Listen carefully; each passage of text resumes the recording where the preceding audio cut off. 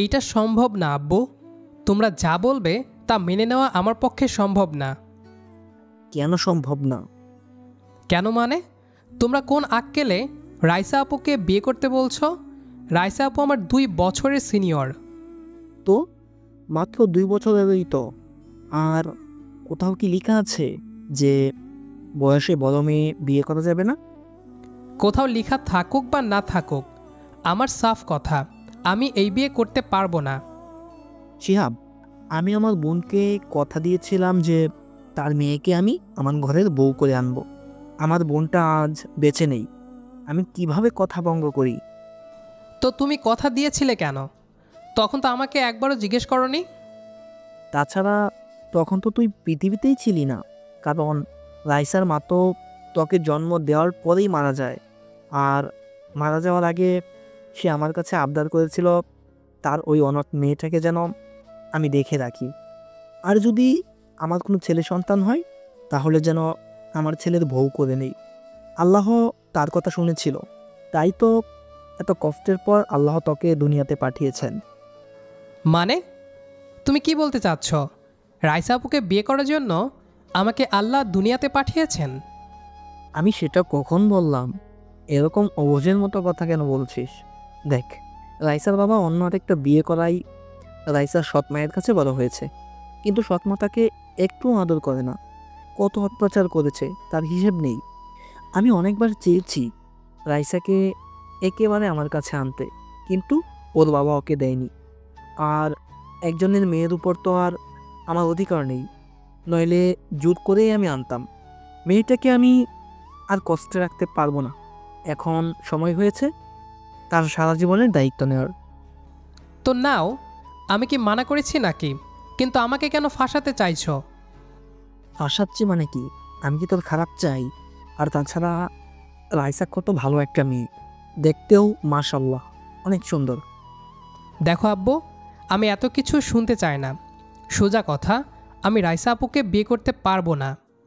তোকে করতেই হবে, নয়তো আমি তোকে ত্যায্য করতে বাধ্য হব। আগামীকালই বিয়ে হবে, তাই যতটুকু পারো প্রস্তুতি নাও, এতে তোমার এবং আমাদেরই মঙ্গল।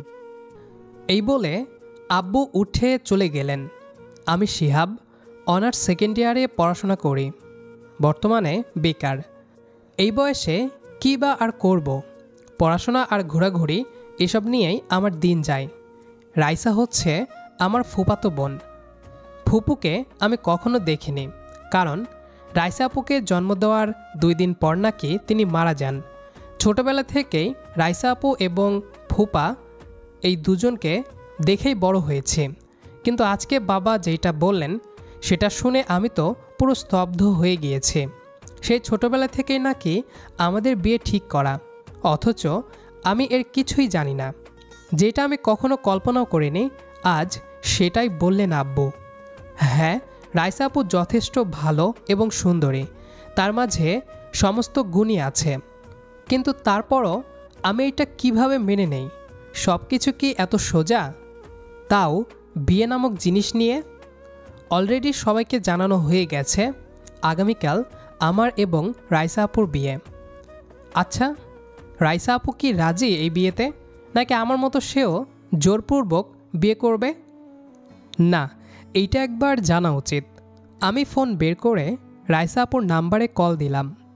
রিং হতেই রিসিভ হলো, কিন্তু রাইসা আপু না, অন্য কেউ। হ্যালো, কে? কে মানে? এটা তো রাইসা আপুর নাম্বার। আপনি কে? আমিও ফ্রেন্ড আদ্রিতা। আপনি কে? আমি ওর মামাতো ভাই শিহাব। ও, দুলা ভাই, তা কেমন আছেন? দুলাভাই মানে? কিসব আবল তাবল বলছেন? আবুল তাবুল বলতে যাব কেন? রাইসাই তো বলেছে আপনার কথা। আর আগামীকাল তো আপনাদের বিয়ে, সেই সুবাদে আমরা এসেছি বিয়ে খেতে। তা বউয়ের জন্য মন ছটফট করছে বুঝি? ফালতু কথা বলবেন না একদম। রাইসা আপু কোথায়? ওর কাছে ফোনটা দিন। বউকে কি কেউ আপু ডাকে? দেখুন, আমি মোটেও ফাজলামোর মোডে নেই। প্লিজ, যেটা বলছি ওইটা করুন। রাইসা তো হাতে মেহেদি দিচ্ছে, প্রচুর ব্যস্ত, কথা বলা যাবে না। যা বলার একেবারে বাসর ঘরেই বললেন দুলা ভাই। আল্লাহ হাফেজ। এই বলেই মেয়েটা কল কেটে দিল। তার মানে রাইসা আপু রাজি এই বিয়েতে, নয়তো কি কেউ মেহেদি পড়ে? কিন্তু রাইসা আপু কেন রাজি? তার কি একটু খারাপ লাগছে না জুনিয়র একটা ছেলে, তাও আবার আমাকে বিয়ে করতে? তখনই রুমে আব্বু এসে বিয়ের জন্য সব কিছু জিনিস দিয়ে গেলেন। আজকে সন্ধ্যায় হলুদ অনুষ্ঠান ছোটোখাটো করেই আয়োজন করেছি। একমাত্র ছেলের বিয়ে, মন মানছে না, তাই যতটুকু সামর্থ্য আছে ততটুকু করার চেষ্টা করছি। ধীরে ধীরে অনেক আত্মীয় স্বজনরা আসতে শুরু করলো, সেই সাথে আমার বন্ধুরাও। কিন্তু আমি তো ওদেরকে বলিনি, নিশ্চয়ই আব্বু বলেছেন। সন্ধ্যাবেলা সবাই হলুদের অনুষ্ঠান নিয়ে ব্যস্ত। আমাকে বাধ্য হয়ে স্টেজে আসতে হলো, নয়তো আবার চিল্লাফাল্লা শুরু হবে। সবাই আমাকে হলুদ লাগিয়ে দিচ্ছে, আর আমি রোবটের মতো বসে সেসব সহ্য করছি। কি করব? তাছাড়া আর কিছুই করার নেই। পরের দিন বর্ষেজে গেলাম রাইসা আপুদের বাসায়। বেশ ঘরোয়াভাবে আয়োজন করা হয়েছে, তবে অনেক ভালো এবং সুন্দর। একটু পর কাজী সাহেব এসে বিয়ে পড়িয়ে দিলেন। একদম ইচ্ছারা কুরবানি যাকে বলে সেটাই হয়েছে আমার সাথে। তারপর চলল খাওয়া দাওয়া। আমার ভেতর দিয়ে কোনো খাবারই আজ যাচ্ছে না, রাগে গা জ্বলছে। আর এই রাগটা সম্পূর্ণ বাবা এবং রাইসা আপুর ওপর। একটু পর বউকে নিয়ে আসা হলো আমার পাশে। ঘুমটার জন্য মুখ ভালো করে দেখা যাচ্ছে না, আমিও দেখার চেষ্টা করলাম না। সব ফর্মালিটিস শেষে বউ নিয়ে বাসায় আসা হলো। আমি কোনো মতে শেরওয়ানিটা খুলে বাসা থেকে বের হয়ে পড়লাম। তারপর বন্ধুদের সঙ্গে এখানে ওখানে ঘোরাঘুরি করতে লাগলাম। বাসায় যাওয়ার বিন্দুমাত্র ইচ্ছে নেই। রাত প্রায় 11টা। এ পর্যন্ত প্রায় অনেকবার কল এসেছে বাসা থেকে, কিন্তু আমি রিসিভ করলাম না। রাত 11টা বাজতেই অচেনা নাম্বার থেকে কল আসলো। প্রথমে রিসিভ করলাম না, পরপর 3বার আসতেই রিসিভ করলাম। হ্যালো, কই তুমি? কে আপনি? আমি রাইসা। রাত 11টা বাজে, কোথায় তুমি? বাহিরে। বাসায় আসো। কেন? কেন মানে কি? সারা রাত কি বাহিরে থাকবেই নাকি? হ্যাঁ, বাসায় যাওয়ার বিন্দুমাত্র ইচ্ছে নেই আমার, থাকুক সবাই। দেখো শিহাব, বুঝতে পারছি তুমি রেগে আছো। প্লিজ বাসায় আসো। বাড়ি ভর্তি লোকজন, সবাই উল্টাপাল্টা বলাবলি করছে। করুক গে, তাতে আমার কি? তোমার কিছু না হলেও আমার অনেক কিছু শিহাব। আমি আর এসব নিতে পারছি না। প্লিজ বাসায় আসো। আমি কিছুক্ষণ চুপ থেকে বললাম, ঠিক আছে, আসছি। তারপর বন্ধুদের কাছ থেকে বিদায় নিয়ে বাসার উদ্দেশ্যে রওনা দিলাম। রুমে এসে দরজা লাগিয়ে আমি ওয়াশরুমে চলে গেলাম ফ্রেশ হতে। ফ্রেশ হয়ে বের হয়ে দেখি রাইসা আপু বিছানায় বসে আছে। আমাকে দেখে সে বলল, কোথায় ছিলে এতক্ষণ? ছিলাম কোথাও।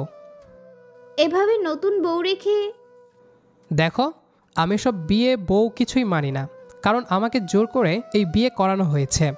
শুধুমাত্র ত্যায্য হবার ভয়ে আমি এই বিয়ে করতে রাজি হয়েছি, তাছাড়া আর কিছুই না।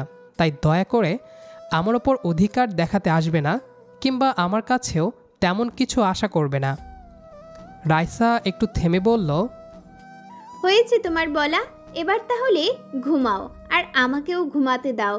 এমনিতেই সারা দিন অনেক ধকল গিয়েছে, খুবই টায়ার্ড লাগছে।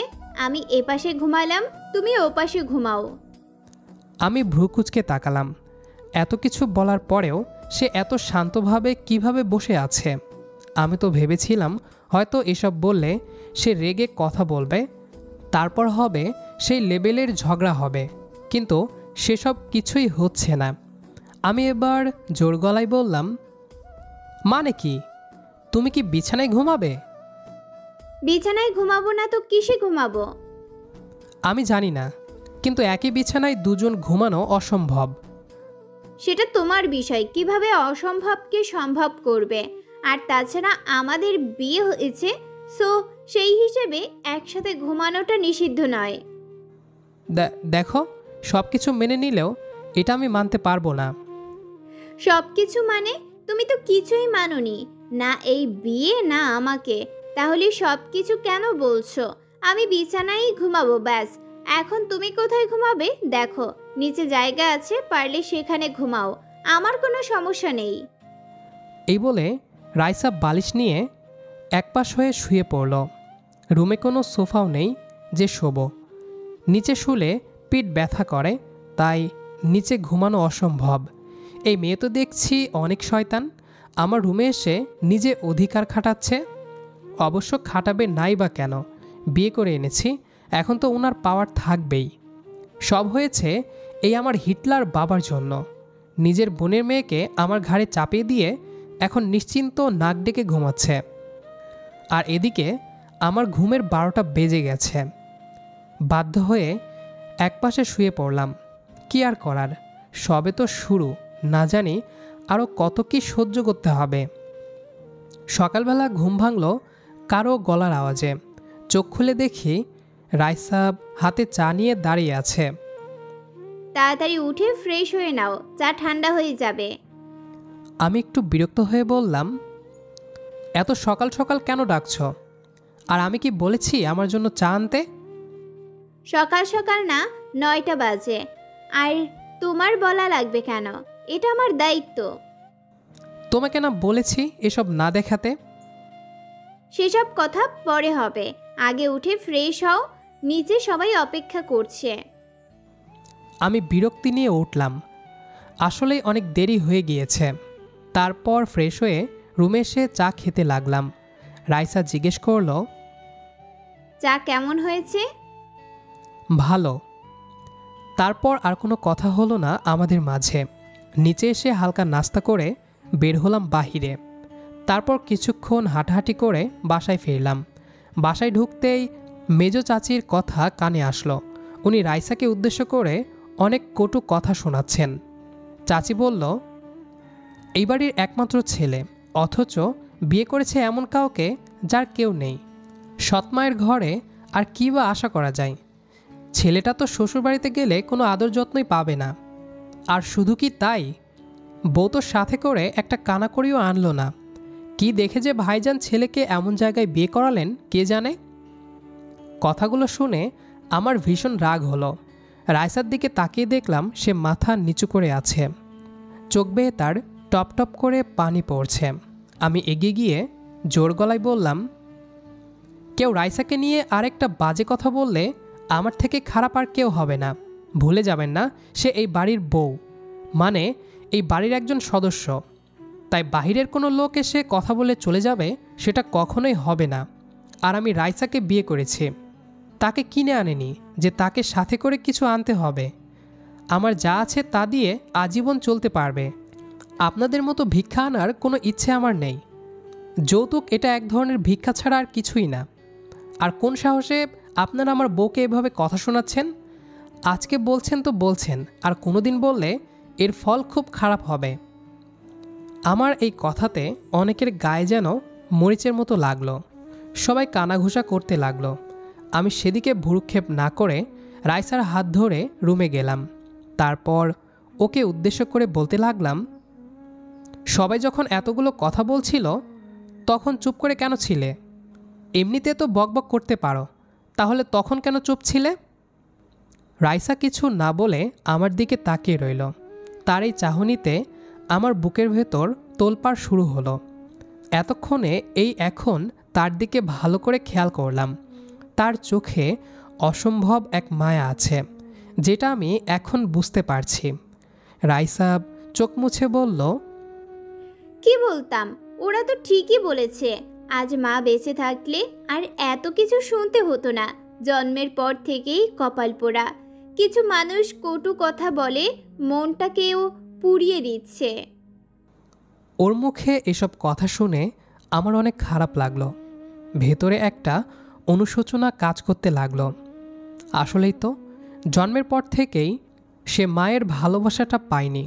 একটা মানুষের জীবনে এর থেকে কষ্ট আর কি হতে পারে? রাইসা আবার বলল, আমি জানি তুমি আমাকে নিয়ে হ্যাপি না। জোর করে তোমাকে আমার সাথে বিয়ে করানো হয়েছে। সবাই ভেবেছিল আপনের মাঝে গেলে আমি সুখী থাকব। সত্যি বলতে মামি কোনোদিনও আমাকে মায়ের অভাবটা বুঝতে দেননি, সব সময় নিজের মেয়ের মতো আদর করেছেন। ওনার ঋণ আমি কোনো দিন শোধ করতে পারবো না। তুমি হয়তো ভাবছো আমি আগে থেকেই রাজি ছিলাম, কিন্তু না, কিছুদিন আগে থেকেই আমি জানতে পারি এই বিষয়ে যে ছোটবেলায় আমাদের বিয়ে নিয়ে কথা হয়েছিল, কিন্তু সব কিছু জেনেও আমি মানা করেছিলাম। কিন্তু যখন মামি এসে আমাকে হাত ধরে বললেন আমাকে আজীবনের জন্য ওনার ঘরে নিতে চান, সেই সাথে মায়ের দেয়া আবদার সব কিছু মিলিয়ে আমি আর মানা করতে পারিনি। ভেবেছিলাম বিয়ের পর সব ঠিক হয়ে যাবে, আর তোমার সমস্যাটা হয়তো আমার বয়স নিয়ে। রাইসা কথাগুলো বলে থামল। সে এখনও কান্না করছে। আমি একটা ঘোরের মধ্যে চলে গেলাম। আমি যা করছি তা কি ঠিক নাকি ভুল? এভাবে তাকে কষ্ট দেওয়াটা কি আমার ঠিক হচ্ছে? আর বয়সও বড় হলে কি এমন সমস্যা? কত মানুষই তো নিজের থেকে কত বড় মেয়েকে বিয়ে করে। এই তো কিছুদিন আগেও আমার বন্ধু শাকিল তার খালাতো বোনকে বিয়ে করেছে, তাও আবার প্রেম করে। মেয়েটা তার থেকে 4 বছরের বড়, কিন্তু দেখতে বড় মনে হয় না। রাইসাও সেম। আমার 2 বছরের বড় হলেও দেখতে ছোটই লাগে। শাকিল তো বেশ সুখে সংসার করছে, তাহলে আমি কেন পারবো না? না, এটা ঠিক নয়। আজ হোক কাল হোক এই বিয়ে তো মেনে নিতেই হবে। তাহলে কেন একটা মেয়েকে এভাবে কষ্ট দিচ্ছি, যার এই পৃথিবীতে কেউ নেই, বাবা থেকেও নেই? আমি তার পাশে বসলাম, কিছুক্ষণ চুপ থেকে বললাম, রাইসা, সরি, আসলে আমি তোমাকে হার্ট করতে চাইনি। তুমি কেন সরি বলছো? তোমার তো কোনো দোষ নাই। দোষ আমার কপালের, যেমন সুখ নামক জিনিসটা নেই। না পেলাম মায়ের ভালোবাসা, না পেলাম বাবার, আর শেষ করে স্বামীরটাও জুটলো না। এভাবে কেন বলছো? যা সত্যি তাই বললাম। দেখো রাইসা, গতকালকের জন্য সরি। সত্যি বলতে হুট করে সব হওয়াতে আমি মেনে নিতে পারছিলাম না, বুঝে উঠতে পারছিলাম না কি করব। এর মধ্যে আব্বু এত তাড়াতাড়ি সব কিছু করলেন যে ভালোভাবে প্রস্তুতিও নিতে পারলাম না। আমার দিকটাও তুমি একটু বোঝো। বুঝেছি। আমাকে কি মেনে নেওয়া যায় না শিহাব? এতটাই অযোগ্য আমি? আমি কি বলবো কিছুই বুঝতে পারছি না, কি বলা উচিত। কি হলো বলো? আমি তো অপরিচিত কেউ না, সেই ছোটবেলা থেকেই আমাকে চেনো, তাহলে কেন এত দ্বিধা? মেনে নিলে কি তুমি খুশি? আমাকে খুশি করতে যদি তুমি বলতে চাও তাহলে বলার দরকার নেই। মন থেকে যেদিন বলতে পারবে সেদিনই বইল। আমি ওর কথা শুনে হাসলাম, তারপর তার দিকে তাকালাম। চোখাচোখি হলো। আবারও সেই মায়ায় পড়ে গেলাম। এভাবে তাকিয়ে কি দেখছো? তোমার এই চোখে কি আছে বলো তো? কি আছে মানে? তোমার চোখের দিকে তাকালে আমি একটা ঘোরের মধ্যে চলে যাই। তোমার এই চোখ দুটো অনেক মায়াবী, যে কেউ আটকে যাবে। কিন্তু আজ পর্যন্ত তো কেউ আটকায়নি, তাহলে কিসের মায়া? কে বলেছে আটকায়নি? মানে? আমি আটকিয়েছি। কখন? এই তো কিছুক্ষণ আগে। এর আগে খেয়াল করিনি, নয়তো ঠিকই আটকাতাম। ফাজলামো করছো তাই না? মোটেও না, সত্যি বলছি। কবি বলেছেন, কখনো কারো চোখের দিকে তাকিও না, নয়তো যে কোনো মুহূর্তে প্রেমে পড়ে যাবে। আর আজ তাই আমার সাথে হলো। তা কোন কবি বলেছেন? শিহাবরেন্দ্রনাথ। কি? বাহ, হাসলেও তো তোমায় অনেক সুন্দর লাগে। এবার কিন্তু বেশি বেশি হয়ে যাচ্ছে। হলে ক্ষতি কি? শোনো, আজকে থেকে ওসব পুরনো কথা মনে করবে না, কিংবা বলবেও না। কে বলেছে তোমার কেউ নেই? আম্মু আব্বু তো তোমাকে অনেক ভালোবাসেন। আর ওনাদের ছেলে? সেটা জেনে কি করবে? কেন জানবো না? আমার জানার থামলে কেন? ভুলে গিয়েছিলাম। বলেছিলে কোনো অধিকার না খাটাতে। একটু আগে কি বলেছিলাম? যে পুরনো সব ভুলে যেতে। ভুলে গেলে কি হবে? কোনো পরিবর্তন তো হবে না। কেন হবে না? আমি করব পরিবর্তন। যে ভালোবাসে না সে কি পরিবর্তন করবে? ভালোবাসা? কাউকে ভালো রাখতে গেলে তাকে ভালোবাসতে হয়, আগলে রাখতে হয়। ভালো থাকার জন্য কি ভালোবাসাটা জরুরি? অবশ্যই জরুরি। যেখানে ভালোবাসা নেই সেখানে সুখও নেই। আমি রাইসার দিকে তাকালাম। চোখে এখনও কান্নার দাগ স্পষ্ট। আমি তার দিকে তাকিয়ে এক ধরনের অপরাধবোধে ভুগছিলাম। হঠাৎ আমার হাতটা ধরে রাইসা বলে উঠল, শিহাব, আমি জানি এই বিয়ে তোমার পছন্দে হয়নি, তবুও আমি কি একটা কথা চাইতে পারি? কি কথা? অন্তত আমাকে তোমার জীবনের বোঝা ভেবো না। হয়তো আমি তোমার পছন্দের না, কিন্তু আমি চেষ্টা করব তোমাকে কখনো অখুশি না করতে। তার কথাগুলো আমার বুক ভেদ করে গেল। আমি আর চুপ থাকতে পারলাম না। ধীরে ধীরে তার হাতটা নিজের মুঠোয় নিয়ে বললাম, বোঝা না, বরং তুমি আমার ভরসা হতে পারো। আমি বুঝতে পারছি ভুলটা আমার ছিল, তোমাকে না বুঝে কষ্ট দিয়েছে। রাইসা অবাক হয়ে আমার দিকে তাকালো। তুমি কি সত্যি এসব বলছো? হ্যাঁ, আমি ভেবেছিলাম বয়স সম্পর্কের জন্য একটা অনেক বড় বাধা, কিন্তু আসল ব্যাপার হলো ভালোবাসতে কখনো বয়স লাগে না। ভালো যে কাউকে বাসা যায়, আর সেটা কখনো কোনো কিছুর বাধা মানে না।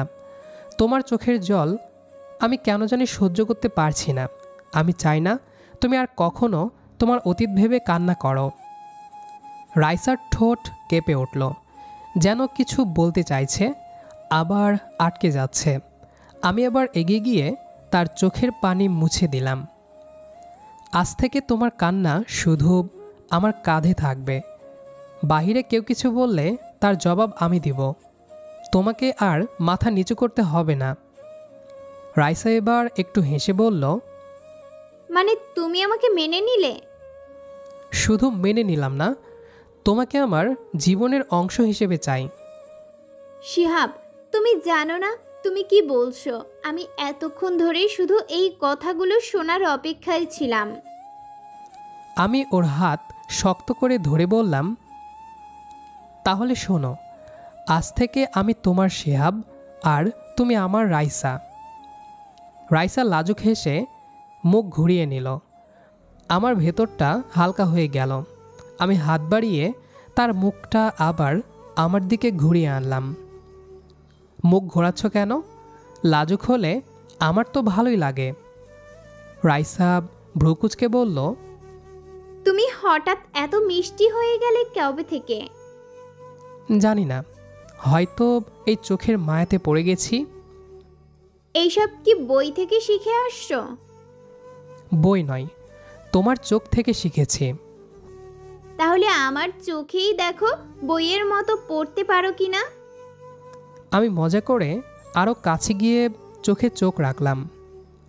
পড়ছি তো, এই যে এখানে লেখা আছে, এই মেয়েটা এখন থেকে শিহাবের।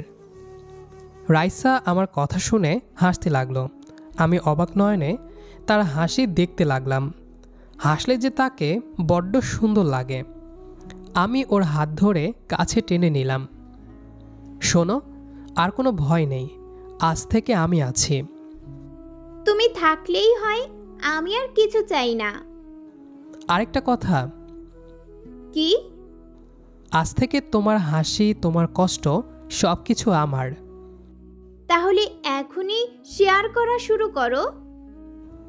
হাসি তো নিয়ে নিলাম, কষ্টটাও নিয়ে নেব ধীরে ধীরে। রাইসা হেসে আমার কাঁধে মাথা রেখে বলল, হুট করে তুমি একদম বদলে গেছো। তোমার কারণেই। সারা জীবন এমন থাকবে তো? তুমি রাখলে আমি থাকতে বাধ্য। রাইসার ঠোঁট কাঁপছে, যেন আমাকে ডাকছে। তারপর আমি ওর ঠোঁটে নিজের ঠোঁট ডুবিয়ে দিলাম। রাইসা কোনো বাধা দিল না। দুজনের নিঃশ্বাস মিলে এক হয়ে গেল। তো বন্ধুরা, আমাদের গল্পটি আজকে এই পর্যন্তই। তো গল্পটি আপনাদের কাছে কেমন লেগেছে সেটি অবশ্যই কমেন্ট করে জানাবেন, কেননা আপনাদের এক একটি কমেন্ট আমাদের পরবর্তী ভিডিওর জন্য অনুপ্রেরণা যোগাবে। তাই অবশ্যই কমেন্ট করে জানাবেন আমাদের গল্পটি আপনাদের কাছে কেমন লেগেছে। তো দেখা হচ্ছে আবারও পরবর্তী কোনো ভিডিও নিয়ে। সে পর্যন্ত আমাদের সাথেই থাকবেন। আর আমাদের আজকের পুরো গল্পটি যারা শেষ পর্যন্ত শুনেছেন তাদেরকে আবারও মন থেকে অসংখ্য ধন্যবাদ।